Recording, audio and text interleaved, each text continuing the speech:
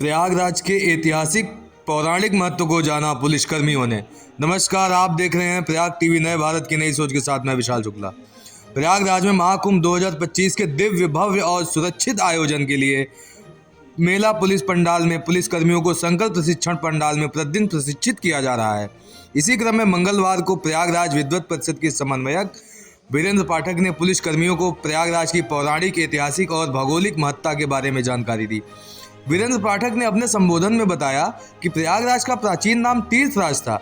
यह शहर ऋषि मुनियों और महात्माओं की तपोभूमि रहा है। यहीं पर महर्षि भारद्वाज का प्रसिद्ध आश्रम स्थित था।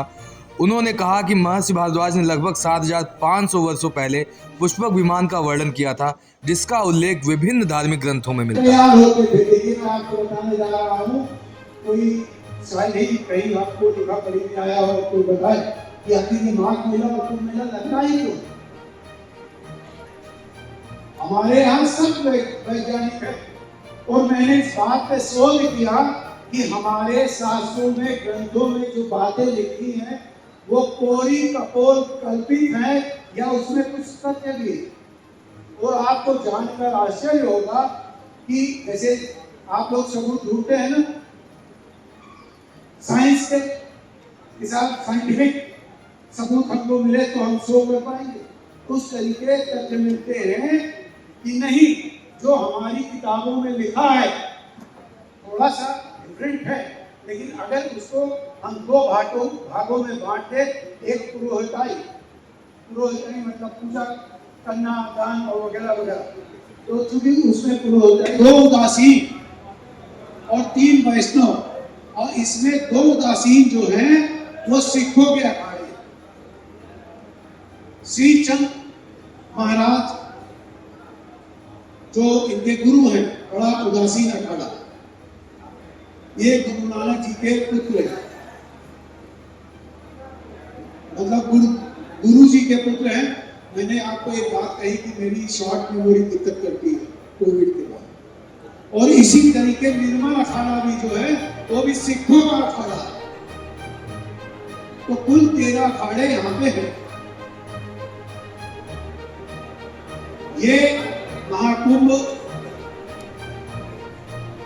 मैं चलूं आगे, भारत माता की। तो ये वही जगह है जहां पे गुरु रहते थे। प्रयागराज का पहला नाम था तीर्थराज। अभी तक आपने बड़ी बड़ी बातें सुनी होगी, लेकिन जो मैं आज बता रहा हूं, भैया माइक वाले अब आ जाओ इधर, मुझे काम कर लेना, जब जरूरत होगी तो फिर मैं बता दूंगा। अगर आप बात करेंगे तो मैं डिस्टर्ब करूंगा। इसका नाम 33 सागर था, गूगल खोल के देख लीजिए। और प्रयागराज की धरती से लेके हरिद्वार तक की धरती, ये वेदों में यज्ञ भूमि कही गई है। ये भ्रंश घाटी है।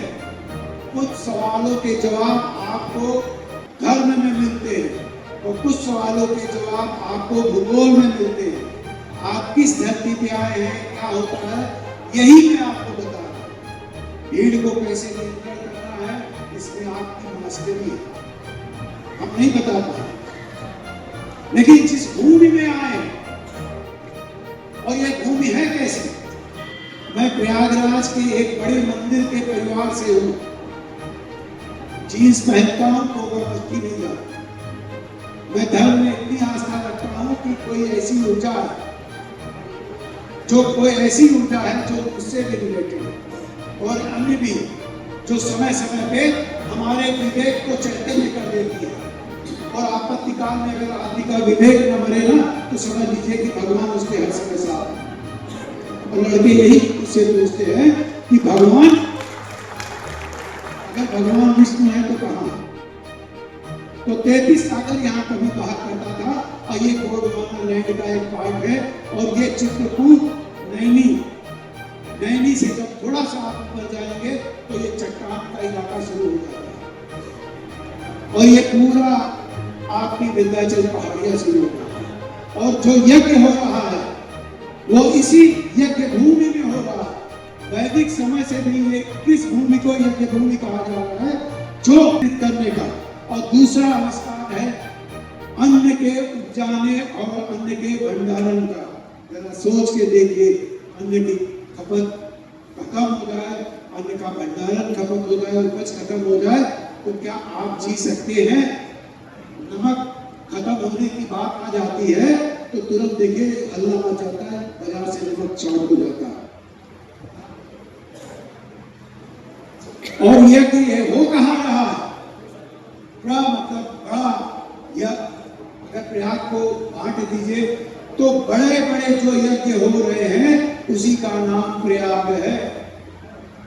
और यज्ञ की प्रारंभिक अवस्था क्या है?